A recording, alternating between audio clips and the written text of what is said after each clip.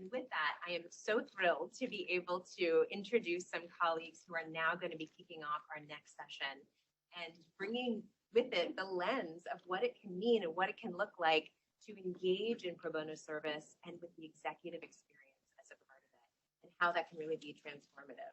So without further ado, so we don't have to use too many more cheat cards, I'm going to turn it over to Elaine Macdonald, who will introduce herself and the session. Thank you, Elaine. Thank you so much, Lindsay. Thank you for inviting us here. So again, my name is Elaine Macdonald. I use the pronoun she, her. I'm an Asian American woman wearing a blazer, jeans, and a blue glass necklace. And I run a nonprofit called the Knowledge Impact Network, or KIN for short. And what we do is that we inspire executives and senior leadership to provide pro bono talent to support social ventures around the world who are working on many of the UN SDG goals. Specifically, we provide turnkey solutions for companies to engage their top leadership in 90-minute short sessions in a flexible manner with social ventures so they can fit that in with their busy schedules and complex priorities. The topic, as Lindsay has mentioned for this session, is the executive effect and the value of engaging senior leadership in pro bono activities. And here to talk about that in a very sort of personal and practical level are three wonderful panelists: Rene, Deida from Prudential Financial, Saadia, Malik from Johnson & Johnson, and remotely joining us representing the nonprofit experience is Tammy Tibbetts. She's the co-founder and CEO, and she's the first. So we're going to start off first with brief introductions with each person just to describe what their role is in their organizations, and then just briefly touch on where that sits, just to tie in yesterday's conversation about where this initiative pro bono engagement sits in organizations can vary. Starting alphabetically here, Rene, by first name, would you like to go first? Absolutely, thank you. I'm thrilled to be here. So Rene Deida, I'm a vice president with Prudential's Inclusive Solutions. I lead the nonprofit capacity and learning team. I'll explain what that is because there's a lot of words there. I'm a Latino gay man wearing a gray suit that is a little too tight.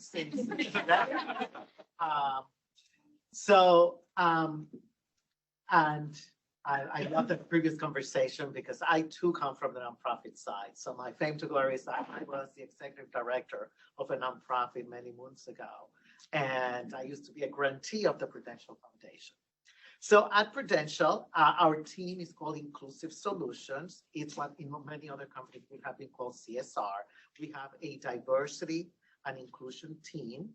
We have the social responsibilities and partnerships team, which is where I sit. And within that, we have different teams based on the resources that we manage. So I now have the privilege of leading all the employee community engagement for the company, in addition to managing a portfolio of grants and grantees, and specifically a portfolio of grants to strengthen the capacity of nonprofit organizations. So as Tani was saying, we're trying to figure out a good name for that, but it's about strengthening capacities. And we do that in a multiple different ways. We give grants, we have corporate contributions, and we have the time and talent of our employees, which is why we're here today. Rene. Hi, everyone. My name is Saadia Malik. Thank you, Taproot, for having this summit, and Elaine for moderating the session. I'm part of Johnson & Johnson, the Global Community Impact Team, which rolls up into global corporate affairs at our company. And we are the CSR role for Johnson & Johnson. As Rene was mentioning, our role is very similar to what he was speaking about in CSR, where we support different grants, advocacy work, product donation, disaster relief, impact ventures, and then also employee engagement, which is the space that I'm in, supporting employee volunteerism and skill-based volunteering, which what we call at Johnson & Johnson Talent Program. Tammy, can you share a little bit about yourself? Yes, thank you for having me virtually. As you heard, I'm the co-founder and CEO of a global girls' rights organization called She's the First. And yesterday was actually our 13th birthday. So we are now a teenager, just like the girls we serve. And I have used pro bono since when I barely had a staff to today, where I lead a global team across the United States, Guatemala, and Kenya. And pro bono is a huge part of what helps us to thrive as a nonprofit that is just under a $2 million annual budget. And then a couple years ago, I published a book called Impact, a step-by-step plan to create the world you want to live in, which is relevant because I'm really passionate about helping people understand how to create real impact with their desire to volunteer and serve. So I'm really glad to be part of this conversation today. Thank you, Tammy. So just to begin, so both Prudential and Johnson & Johnson have a plethora of employee engagement programs. Can you describe in a little bit more detail, you can start, Rene, about how you engage senior leaders in programs? Sure. So I mentioned again, capacity building it's my bread and butter. So we make grants, we create programs to strengthen the nonprofit sector. And as part of that, we're always thinking about how else can we help. And so we've had a partnership with Taproot, fabulous partnership with Taproot for the last 5-6 years, doing pro bono. And we have been very lucky in that we work with our HR group, the Talent and Development Organization. And we are the people who are nominated to be team leaders of our pro bono projects. They get to be nominated. They are already being identified as high potential, high performing individuals within the company. So they become the team leaders, and then it's part of their responsibility to build the teams that they will do conduct the projects that we do either in a short term, long term, nonprofits or small businesses. So we've been working. These people tend to be at the VP level, and we have had great results. Last year, we created a new initiative working with community development corporations in Newark. We are based in Newark. We've been there for 150 years coming up. We had this very extensive program where the nonprofits had access to consulting, short-term consulting, long-term. And again, thinking what else can we do? Working with Taproot, we created an executive partnership program where we identified these are very senior people from the company who were going through their own executive leadership development program, and we paired them up with senior leaders from the nonprofits. And we didn't call it mentoring or coaching. It was a partnership. We just wanted two senior leaders to talk to each other.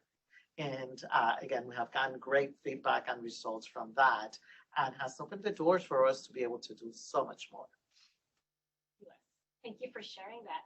Saadia, can you talk more about the role senior leadership has with your employee engagement program? We don't have an executive program that focuses specifically on pro bono, but as a background of the company, Johnson & Johnson is, as you guys may know, that it's a healthcare company, and the vision behind the company is really to change the trajectory of health for humanity. And so that vision kind of it's in our culture, it's in what we do. And our credo, which is our sort of our guiding principle, it's our moral compass in, whether you're in finance and IT, that's sort of the what we look at and how we do business and how we interact with people and how we have relationships. And so in our group, Global Community Impact, it feels very organic to be part of a company that cares about the community, wants to give back to the community. So we don't only just talk the talk, but we walk the walk, right? And that's very important for us in the programs that we have. And it shows in the support that we receive in the programming. So we have Talent for Good, which is our employee engagement strategy, has a wide array of opportunities for employees to engage in different levels, whether it's locally, hands-on volunteering, whether it's coaching, mentoring, not speaking loud enough, or whether it's fully immersive programs where employees can go out and volunteer for a period of time, their skills. And so those are supported through our executive leaders. They show up in various ways, whether it is mentoring or coaching, but it also shows in the support and the buy-in that we get for a lot of our initiatives. Tammy, can you talk more about how senior executives contribute to your nonprofit? Absolutely. I mean, I have many pro bono success stories, but one of my favorite to tell involves an executive at Edelman, which is a global PR agency that I hope many of you have heard of.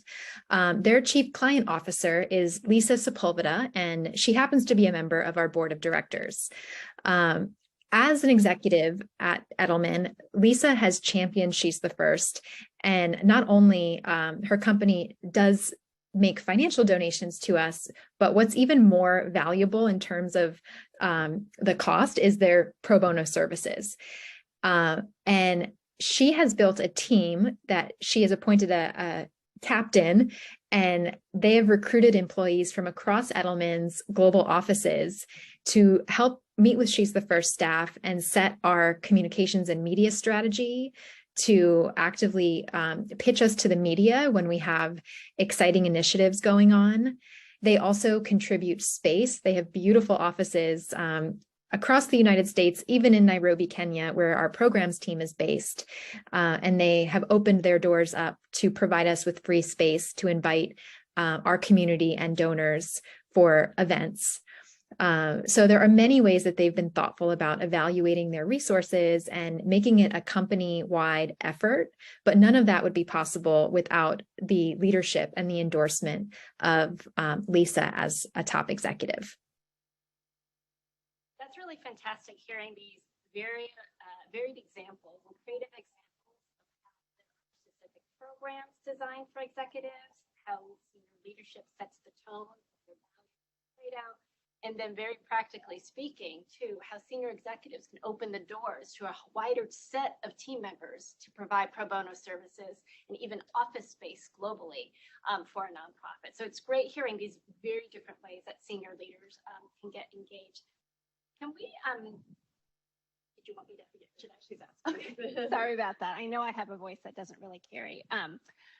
I'd like to turn the next question to impact, right? So the impact of senior leadership engagement.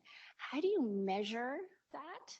And what are you finding when senior leaders engage? Rene, would you like to start there? Sure. Do I need this? I don't think I do. Thank you. I'm Puerto Rican, so I can't do this. So that's, again, we are thinking about how do we do this in a systematic and consistent way. And since now employee engagement is part of our team, we're looking at what is the social impact of the work that we do, what is the business impact of what we do. So when it comes to the business impact, it's the impact, of course, on our people. And we found out, again, because of the partnership with HR, we've been able to do some more assessments and found out that people who participate in pro bono at Pru are staying longer than some of their peers, and about 20-something% of them have been promoted within 5 years. So we are looking at those type of metrics.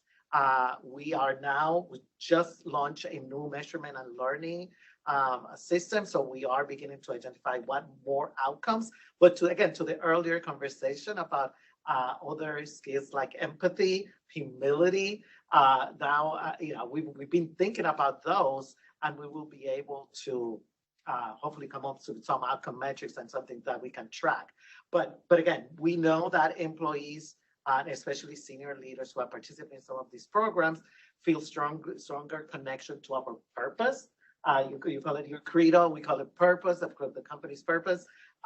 They build their network. They, let me see, because Casey sent me some information, some data. They felt proud of the company. They have felt that they can make a meaningful contribution to the nonprofit, hence a meaningful contribution to society. And then with that senior executive partnership program, 88%, most of them said that they can incorporate their partner's perspective on their work. And that for us is very critical because even though we are the equivalent of a CSR department, we are bringing all the resources that we bring to Prudential to help us think about how do we bring the full power of the company to address these very complex social issues. So we are, talking to our senior leaders about the next generation of clients and customers, where those are some of the people that our nonprofits serve. And having senior leaders serve on a board, which I also manage, or pro bono, having that kind of proximity and closeness to the issues at hand, we're hoping that they can bring that thought leadership back to Prudential so that we can think of new market opportunities, new products and services, and really, again, solve that. Our purpose is to solve the financial challenges of our changing world. So imagine the power that they can bring to the table. Saadia, any thoughts on impact at Johnson & Johnson, measuring it on the nonprofit side as well as internally for your leaders? Yeah, so for all of our programs, we actually look at the triple win. The triple win consists of community partners, employees, and our company. And so we measure on those three aspects for all of our programs. The community partners is how are we advancing them in various areas as it relates to health. For employees, are they growing both professionally and personally while giving back to the community? And then for the company, some of the things that Rene mentioned, does it attract new talent? Does it give a sense of purpose for employees? Does it retain employees? Those are all three things that we measure in various ways for the programs that we have. And it also shows that we have a lot of commitment from leadership.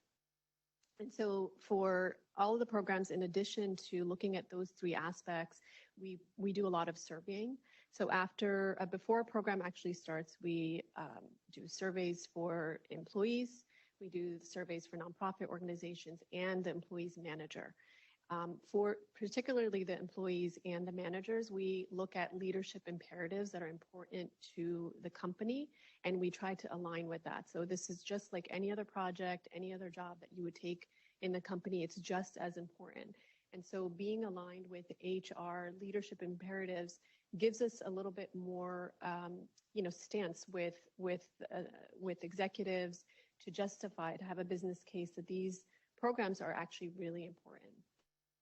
And then we further, obviously, we do the same thing with the managers. We assess, how they feel their employees have made an improvement.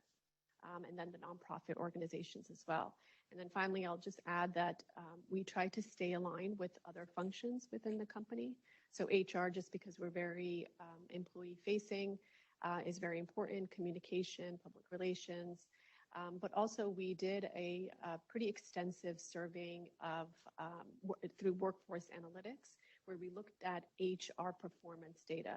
So we looked at a group of employees that went through a Talent for Good program versus group of employees with similar background, tenure, things of that sort, and compared the two. And there was a lot of positive results from folks that have actually done pro bono work with the company in terms of their sense of purpose, in terms of a promotion. So there's some great data that has actually proven that these programs are really important. Great. Thank you both for sharing some quantifiable, it sounds like, data on the impact of your programming. Tammy, I'd love to hear from the nonprofit side, as well as the senior executives like Lisa that you've mentioned, any personal stories you've had talking with them about the impact of their work with you on them personally. Oh, yeah. I mean, it's obviously very personally fulfilling to them. And the mission of She's the First, especially we find for women, resonates with, I know Lisa is the first in her family to graduate from college, as am I. So it makes her feel good to know that she's moving our organization forward and paying it forward to girls around the world. One thing I've learned from Lisa and I've observed is that, of course, we know executive time is expensive. Like, they're the highest paid people in the organization. So some might argue, well, why would we want our executives to be giving their time away for free? Shouldn't we reserve that for the junior staff so that they can grow and develop their skills? Well, yes, I think it's very rewarding for junior staff to be part of pro bono service. The magic of executives getting involved is that it actually doesn't take much of their time because they have so much social capital. And when you have that, when you can just pick up a phone and people take your calls and you can send an email and you get a response, you have the CEO's ear, you're able to move resources around and you're able to clear out the obstacles that allows other levels of employees in the company to really engage, and you attract others who not only want to use their skills for good, but also want the benefit of having visibility to executives that they wouldn't otherwise get to communicate with over their clients. They can now have a conversation around the strategy for this organization that they share a passion for, which points to the data where I've just anecdotally seen that the employees who are on Lisa's pro bono team over the years, I have seen them get really significant promotions. And I won't say it was just because it wasn't because of what they did for She's the First alone, but there's an interesting correlation there. Like when you couple just the performance, you also need to have a strong network within a company to be able to elevate yourself. And I think pro bono is a wonderful opportunity, not only for junior talent to build their network, but for executives to get the opportunity to see this talent firsthand, when a lot of times, they're in these C-suite conversations and they don't have the opportunity to witness talent that they can then personally become invested in championing. And I know we're going to talk about DE&I, and that's especially important for underrepresented backgrounds within a company. Well, maybe we can jump into that since you're leading us there. First of all, it was great to hear that there's both quantitative and great qualitative data of the impact of having a senior executive level programming. But yeah, given the theme that we heard yesterday and earlier today about DEI, I would feel remiss if we didn't touch upon whether or not these senior leadership engagement programs somehow dovetail and correlate with DEI objectives. And do you want to start, Tammy, with your perspective there? Yeah, well, so there was that one point I made about how I think it gives an opportunity for more people within the company to get exposure to executives, but also as an organization that leads by its values of being anti-oppressive and girl-centered. These are concepts that aren't often talked about as openly in a for-profit corporate environment. And it's a chance to, especially for groups that represent, white people who are privileged in other ways, for them to kind of, through the nonprofit, learn a vocabulary and about concepts that they can then bring into the workplace and think about, and just in the way that She's the First thinks about our power dynamics globally and how we interact with the leaders of community-based organizations and with girls. If you're involved in serving us through pro bono, you're learning all about that. And I would think it gives you a different lens when you're sitting in your Zoom calls, your conference room tables, to think about, well, what voices aren't at the table and what are the power dynamics at play in the business work, and try to ask questions that could make your workplace more equitable, just in the way that nonprofits approach this with their programs. Thank you. Rene, I think you had shared with me earlier that there is some dovetailing here between the DEI objectives of Prudential and your programming. Do you want to share more about that? Sure. So I mentioned again that originally our program was people get nominated to be team leaders. They pull together their teams. And so every time I talk about pro bono, people were like, how do I get engaged? It was like, well, you need to be nominated. So not a good answer. Also, we wanted to democratize this and make it available to more diverse people within the company. And it was a senior leader who led one of our employee resource groups called Women Empowered, who reached out to me and said, why don't we do this we call them BRGs, for the BRGs. So in addition to our regular pro bono programming, working with HR, we now created a program working with the BRGs, and we shift the model there. Now the BRGs get to nominate their organizations. They get to make a lot of decisions with us. And then they feel that the teams across multiple BRGs. So it gave us the opportunity again to democratize and engage more people and women and people of color. And the results that we got the first time that we did this was amazing. I mean, the NPS score, the 100% across some metrics were really impressive. So we were responding to that need, and especially because most of the organizations that we're working with, especially in Newark, were organizations led by women and people of color. So it was just been a great. And now we are on our second year doing the pro bono program with the BRGs, and we want to continue to do more. Great. What a great win. Saadia, do you want to touch on that as well, that topic? Thank you. So Johnson & Johnson actually last year made a commitment to our Race to Health Equity, which is addressing racial and social injustice and addressing health inequities in people of color and communities of color. And through this work, there's three parts to it: the people, communities, and process. So working on internally people, to make sure that we have people of color in leadership roles, and particularly in roles that are making influences. The second piece is in communities, which I'll talk about. And the third is in processes that's pertinent to our company. For example, in clinical trials, do we have the right representation? So as for communities, we had to align in Talent for Good our programming to our Race to Health Equity. And so I'll give you a couple of examples. Two out of the three examples that I'll give you, we've already had in place. And I'm proud of that because it's been important to us, and we're just now making a more concerted effort towards it. And so one of them is a program called Bridge to Employment, which it allows our employees to mentor high school students from 10th to 12th grade in communities that are typically underserved. And so they mentor them for a 3-year period to ensure that they go into college and they're ready for college and have those skills. We extended that program to a program that we call Pathways, where we allow these students to have 2 internships within Johnson & Johnson. And that is to make sure that they are ready for the real world. And it actually creates a talent pipeline, a diverse talent pipeline for the company as well. The second program is around our STEM, which focuses on sparking interest in STEM areas, because we know those are future jobs.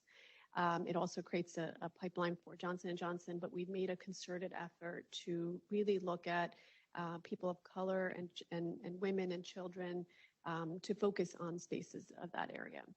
And then finally, Pro Bono for Health Equity, which is a program that we work with Taproot, we started last year, which specifically came out of this enterprise commitment, our Race to Health Equity. This is a skill-based volunteering program where employees for a 12-week period work with community health centers to address topics and challenges that they have related to health inequities. Specifically, we work with community health centers is because they tend to be, they lower the barrier of entry for people of color and communities of color where primary care is underserved.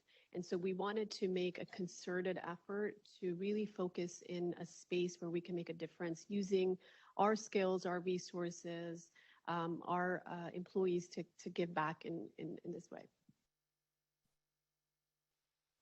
Thank you. So we heard some really different ways in which senior leadership are engaged in support pro bono activities, heard about the wonderful data, both qualitative and quantitative, and the impact of that, as well as how these programs can also advance DEI objectives. I had one more question for my panelists, but I'm looking to the organizers if I have time for that or whether I should move to Q&A. I think we probably have 3 minutes. Okay. So, I mean, my final question is, I mean, we've just, I think, made a super compelling, argument for engaging senior leadership and executives in pro bono services. So what advice would you give, and I'll start with you, Saadia, this time. What advice would you give briefly for a company just starting out looking to develop a senior leadership program? I think the first one is obvious, just getting buy-in from leadership. And sometimes that's hard if you don't have the data, right? If you don't have a program in place. I would look at industry level data to see if that's can make a compelling business case for you.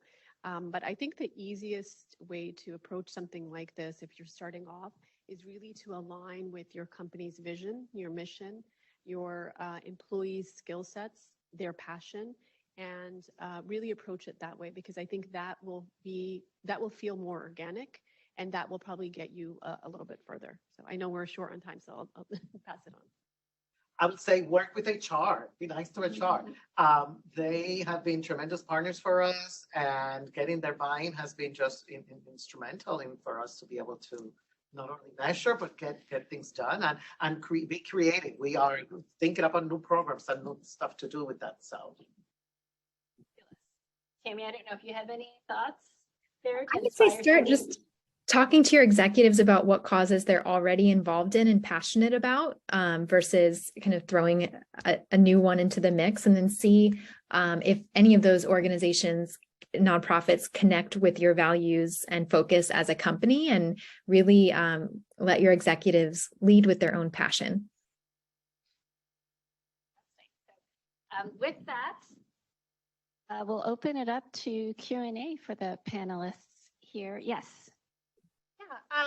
So I have a question about time commitment and the longevity that's needed to make this type of impact work.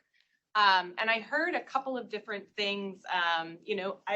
Tammy, I heard you talking about how the time commitment is actually not a big hurdle for you. I would love to hear from the both of you on what the time commitments look like. I heard a little bit, Saadia, from you that this is there's a 3-year program, and so for me, I work in the architecture and design industry. Our projects can be 1, 2, 3 years. I've been on a 3-year project myself right now, and it's still not done.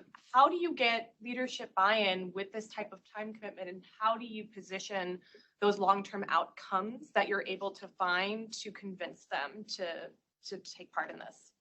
I'm just going to repeat the question in case those can't hear online. The crux of the question is time commitment and the longevity. How do we measure that, given there's many different types of programs of different lengths, and how do you manage the varying time commitment? For me, it starts by trying to be as clear as we can as what is the time commitment, right? So with Pro Bono, we have we used to call them a marathon that you do in one day. So working with Taproot, we know how many hours people more or less will have to devote to this. Then we have the 12-week engagement. So we will tell people, and working with HR, they know this is the type of leadership program, this is the type commitment, this is the cost, because now now they're paying to be part of my Pro Bono program. And then with board service, it's knowing I do the same. It's like that sometimes there's a 3-year board seat that they need to commit to. So being upfront for me has worked. Yep. Similar to what Rene was saying, we offer a wide array of programs. So it gives an opportunity to work for, volunteer for 4 hours, all the way up to 3 years, as I mentioned. So being open and transparent, I think, is important. Also trying to align with your commitments is always a great way to justify the long-term commitments, right? So for it's being in the healthcare space, our credo, our vision, moving the trajectory of health. If you can prove any of that, it's easier to justify to leadership. And so in terms of your question around metrics, the long-term, obviously the outcomes and metrics to follow a 3-year program, it obviously takes a lot longer. So the program that I mentioned, the Bridge to Employment, it's been around for almost 30 years. And so we are able to collect that type of data and present the benefits of that. But that also helps us with the other programs, because we can say that we have a proof point. And it doesn't have to be a longitudinal data, but it can be a small data that you have for a program that was much shorter. But at least use those metrics. So set yourself up in the sense that you define what success means to you. What will be successful for this program, and then make sure that you measure it properly so you can use that to market other things. Thank you. And I could just add to answering that question. At KIN, the programming we have for senior leadership and executives are 90-minute sessions. So it's really short. But as Tammy has mentioned, even though it's a short program, it doesn't take a lot of time. The impact that these executives can have with their connections and contacts and introductions can be pretty powerful. And what we do at the end of these sessions is we ask everybody to make a knowledge pledge of some sort of follow-up with the social venture. Again, a connection, reviewing, one more one-on-one meeting or something at a flexible time whenever it's convenient. So there's a lot of different ways to, I think, engage leadership with different varying levels of time commitment. Mm-hmm. Any other questions? Yes. I was curious how you feel storytelling kind of plays into executive engagement, both from the standpoint of getting their buy-in and getting them engaged to begin with, but then also leveraging them and their network to elevate the stories that you do have. I think storytelling is very powerful, and companies and organizations should really make a concerted effort to put some effort into having a space where employees, nonprofit organizations, managers, leadership can actually tell those stories. In many of our programs, we actually allow employees to submit blogs. We have like this link that while you're in a program, you can submit your information and then work with us or communications to kind of put together a post. And we make it pretty casual. You can post it on your LinkedIn without a lot of red tape, because otherwise you have to go through communications. But if an employee themselves posts something and they just need a little help in terms of assets and how to do it, it actually gets a lot more hits. People can relate to it. It's, you see your own colleagues actually doing some of that great work. So it's more meaningful. So I would definitely create a space for storytelling, because I think it's really powerful. It's something that we're starting to talk about, because I still I'm not at the point of the social media stuff, and that's where I want to get. So, but one thing that we're clear about is we also want to be able to do ethical storytelling, or what the conversation earlier around asset framing, and tell the stories from, and again, an ethical point of view, and that are extractive and all that. So one of the things that we just did recently, we had a big town hall. And in that town hall, we were able to highlight the senior leaders who participated in this program, and the feedback, his stories were very honest and touching. And we had a coach who worked with us on the coaching, on the storytelling side. And I think it was very powerful. I certainly believe that the storytelling is a key piece. Hearing Tammy's story, a very specific example from Edelman, I think is something that sticks. So I don't know if you want to add anything else, or that was a great example of a story that.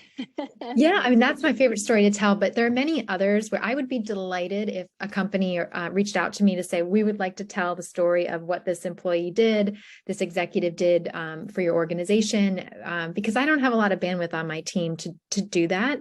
But when I can share that story, it gives other companies in She's the First network a real example that they can follow. And in my case, as a global organization, there are often people who want to directly mentor girls that we serve. And it's not the appropriate fit to connect an American to a girl in Kenya or India or Tanzania. She needs to be mentored by women who look like her, who have, started where she is and have overcome obstacles, and like learn from that kind of a role model. Instead, I want to show employees how the skills that they have can support a girl's success. It doesn't have to be directly working with her. It can be directly supporting events and campaigns that make She's the First thrive and be sustainable. So the more stories that companies support their staff in publishing on their own LinkedIn, nonprofits are so thrilled to amplify that on our channels as well. That's great to hear.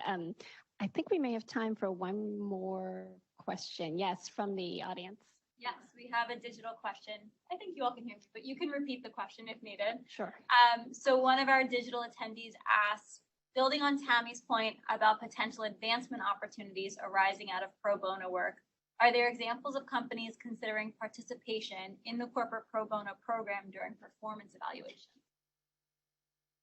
So building off of Tammy, I'm gonna have a hard time repeating. Building off of Tammy's examples of the Advancement opportunities. that come advancement with opportunities, are there examples of companies that, sorry? Yeah, that consider participation as part of performance evaluation. Oh, that consider pro bono participation as part of the pro bono. Great question. Thanks. So for us, we encourage the employees to put the talent for good programs they're participating in into their goals and objectives as a personal development opportunity. So it is considered like a stretch assignment, like an extra project an employee has taken on. And like I mentioned before, we assess the employees on their leadership imperatives and all those skills that they have gained, whether they're soft skills or hard skills. So I think it's important to have that openly communicated to the company, and it gives a little bit more meat to what you're doing as well. In addition to that, on our talent development site that is for internal employees, we also list talent for good opportunities. So employees know that you can work on a myriad of things, and one of them is talent for good. And so I think that's really important that it's listed as a way that employees can actually develop skills. And we are working on all that as well. One of the tools that we have, it's an internal tool called Talent Marketplace, where people can put their skills and look for gig assignments within Prudential and all that. And we're working with them to give badges for participation in pro bono and board service. That's cool. Gamifying it in a little bit. Well, thank you so much, Tammy, Saadia, and Rene, for sharing some inspirational stories and I believe pretty compelling stories of how engaging senior leadership and pro bono activities can reap so many different rewards on multiple levels. And thank you, Taproot.